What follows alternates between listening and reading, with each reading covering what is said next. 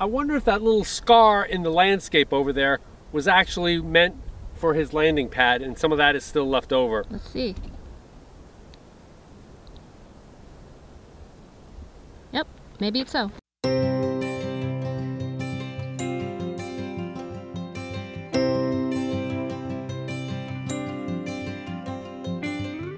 Okay, welcome to this week's episode of Luv Subbin. And where are we today? We're in Twin Falls, Idaho.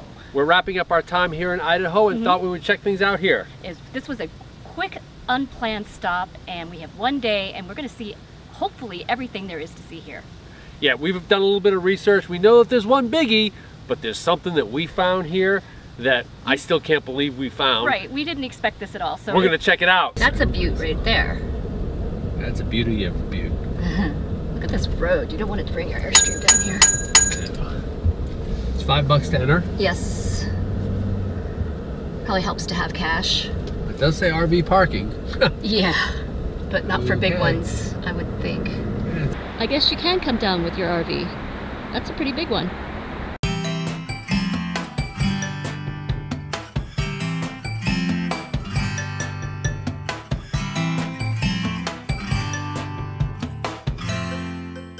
So this is our first stop at 11:30 at Shoshone Falls. Yeah, these falls are beautiful. You can hear just the wonderful sound of the water.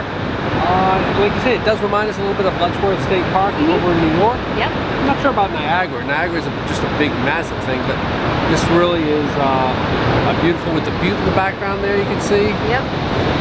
It's also called the Niagara of the West. It is.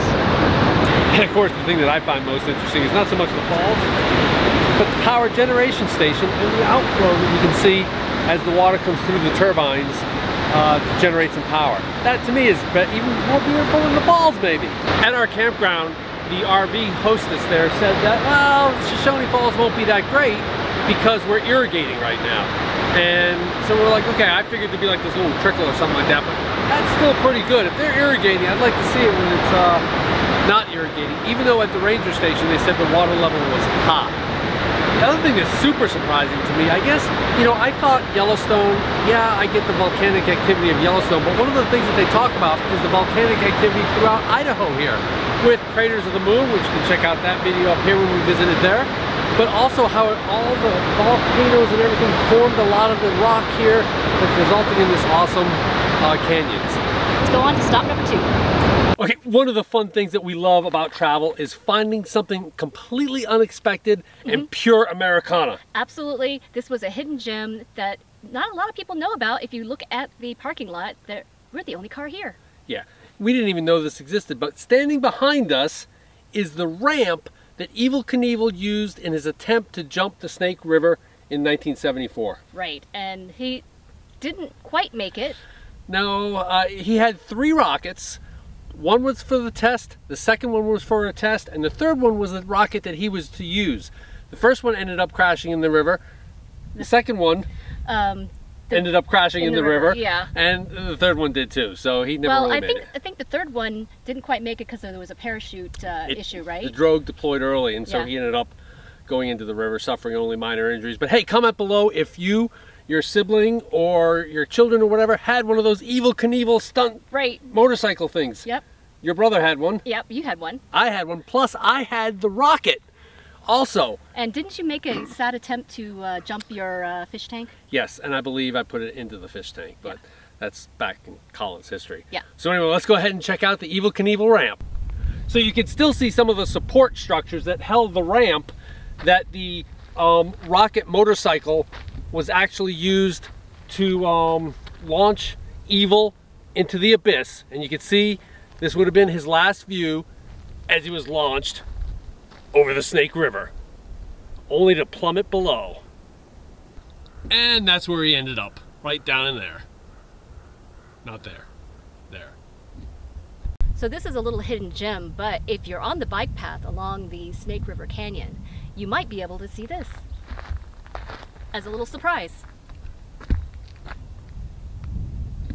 So you can also see the little bike path that parallels the canyon, and in the distance you can see the Perrin Bridge, which we're going to go visit next. Oh, by the way, if you decide to come here, your GPS will bring you to this gated community, and you have to kind of go to the left to catch the dirt road to find this little gem of Americana.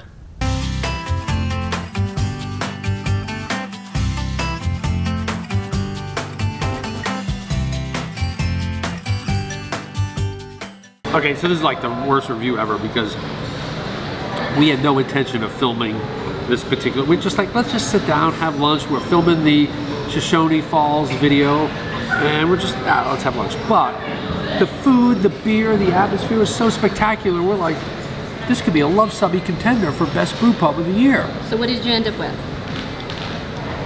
So I ended up with a filet. Yeah, that's all that's left. Yeah. But the filet ramen bowl was spectacular. It's got a really deep, meaty broth that you can see. Yep. I mean, it's just awesome. And the dish beside, without the filet is a vegan dish. Yeah. And Cindy, you had the... I had the black bean burger with the onion rings. The onion rings were probably some of the best onion rings I've had. Black bean burger was very, very good. And the beers, Cindy had the Pilsner was great. I had a red, and then this is the Happy Camper Lager. So all the beers here are brewed here. It's just spectacular. I mean, so and yeah. As you can see, this might be a contender for one of the best brew pubs that we've visited. Maybe it'll here get a in Luv Twin Subbin. Falls, Idaho. Awesome. Yep. So we're standing here in front of the Perrin Bridge over the Snake River Gorge. Mm-hmm. And the thing that really amazes me is its similarity to the New River Gorge Bridge that we actually hiked underneath on the maintenance platform, which you can see in this video here. Mm-hmm. It's really just almost identical in construction. Yeah, so let's go ahead and see if we can see that maintenance shaft. Yep. But it is just gorgeous. We were driving over the bridge with the Airstream, and I'm like towing, and Cindy's just going, ooh, look at the views, look at me. I'm like, I'm driving, I can't see. Right, exactly. So it was just a beautiful view here. So yeah, it's very much worth seeing. And there's a good visitor center that has RV parking. So if you are coming over the bridge in your RV, yep, just swing around and park your RV. Take the first right as you cross the bridge. Check it out. We actually went looking for the maintenance walk, which would have been present on the New River Gorge Bridge, which would have been right here, basically. Yep. But they don't have one here. This bridge was actually built in 1974. That was when it was constructed. 76, I think it said. And it is the only bridge in the country that allows base jumping year-round without a permit. So in the New River Gorge Bridge, they only do it on bridge day. Mm-hmm. Here, you got a parachute, you're legal, go onto the bridge, jump off with a parachute. Yes. So if you do want to cross the canyon like Evel Knievel did, there's a slightly less adventurous way to do so. There is a walkway that you can walk to the other side of the bridge. 1,500 feet approximately. And it's about half the height of the New River Gorge Bridge. This is 452, the other one was 852. True. So here at the bridge we see yet another memorial to Evel Knievel in his attempt to jump over the Snake River Canyon. I certainly will agree that he was a motorcyclist, he was a daredeviler. And even an entertainer. But explorer? Yeah. Unless you're talking about exploring the bottom of the Snake River as he hit the thing. Yeah. I don't think he was an explorer, but that's just me. Yep. All right, Sid, so you're doing some research? There's some research here. There's a little book here at the Visitor Center on Evel Knievel's jump. There's his rocket. And it says that the Snake River Canyon was approximately 1,800 feet wide at this jump site here. Has some pictures. Ooh, this is what the actual launch looked like. So he actually had a structure that went straight up. At the Snake River Canyon, 185 feet deep.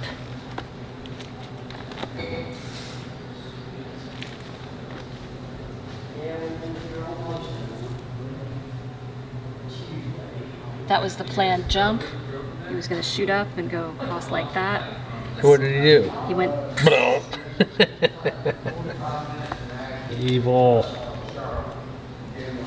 There he is coming down with his parachute deployed early. I'm standing next to a stagecoach that was used in the area for transporting both mail and passengers. But for the pronunciation police, I talked to the individual here at the visitor center, and both Shoshone and Shoshone are technically correct. It's the Shoshone Indian tribe, but most of the locals will just pronounce it as Shoshone. So yeah, if you're one of the pronunciation police, both are correct. Oh, and by the way, it's Ballin, not Bellin, New Mexico. Who knew?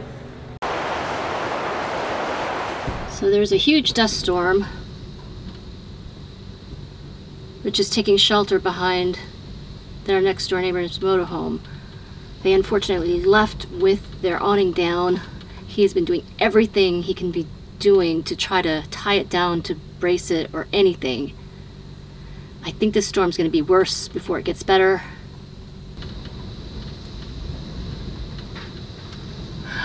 Oh my goodness.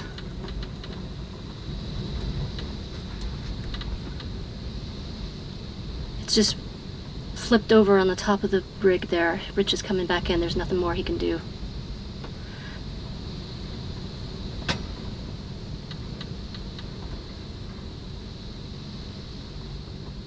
He's just checking the trees around our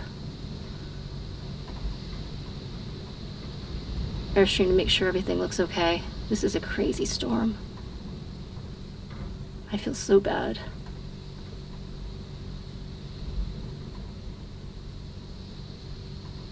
This is why you don't leave a campground with your awning deployed.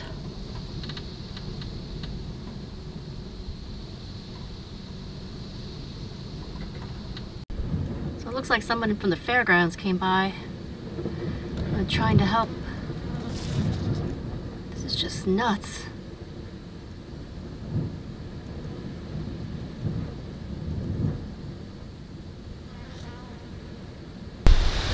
Okay, as you can see, we're in the middle of what I think is a derecho.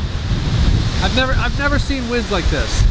You can see our poor neighbor's awning was destroyed. I tried my best to get it in, but it completely destroyed it. So the only thing I was able to do was to duct tape their arms down so I wouldn't beat the crap out of the coach. Let me just check this one here. Yeah, even this one's not holding.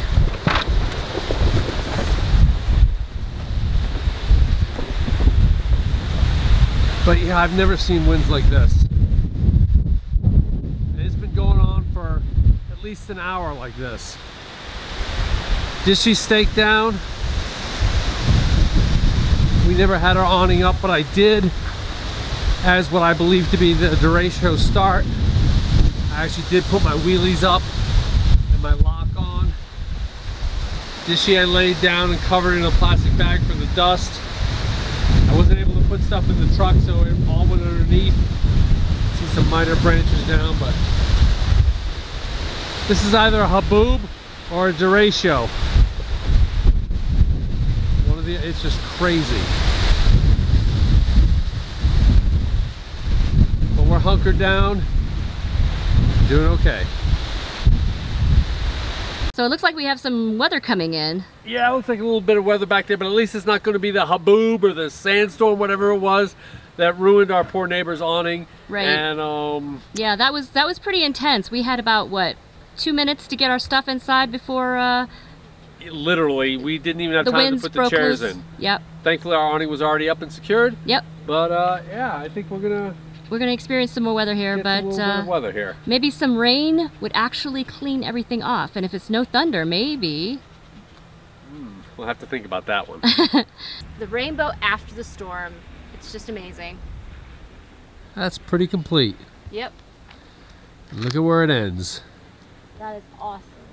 As I'm trying to make reservations for tomorrow, because that's about how far in advance we plan, I do have to go on one minor campground rant here. And yep, this campground, we're only here for one night because that's all that was available. This campground was completely sold out except for one site for one night. And as I look around me, behind me there's an empty site, there's an empty site there, there's an empty site there, and there's an empty site there. There's 4 empty sites right around me on a completely 100% sold out campground. But we're wrapping up our time for Idaho here and heading off to Montana. Absolutely. We're spending this last night in a gorgeous campsite, much better than the campgrounds, much better than the fairgrounds that we were at. This one here is gorgeous. It is a little expensive. It's like It is. $70, $77 a night. But I think that's out-of-state rates. Yeah, Idaho residents, I think it's 37. Yeah, so it's more reasonable if you live in Idaho. But not a bad place to be making reservations for our next trip. Yeah, so the campground has got a really level asphalt site. Beautiful little thing here. Yep. It's electric, 30, 50, 20 amp electric only. There's no water. It's a shared water spigot. And it's tricky that the dump station is a little closed right now. Yeah, for 2 years they said drainage field failure is what they said, and they've closed it for 2 years. So, Yeah. but it's not a big deal. We're only here for one night until we head off up to Montana. Yep. So if you like this video, Give us a big thumbs up. and if you think we earned a subscription, click the subscribe. And comment below if you've been to Twin Falls and what your favorite site to see was. Because we come out with Airstream and RV related videos just like this one every Tuesday. Thanks for watching.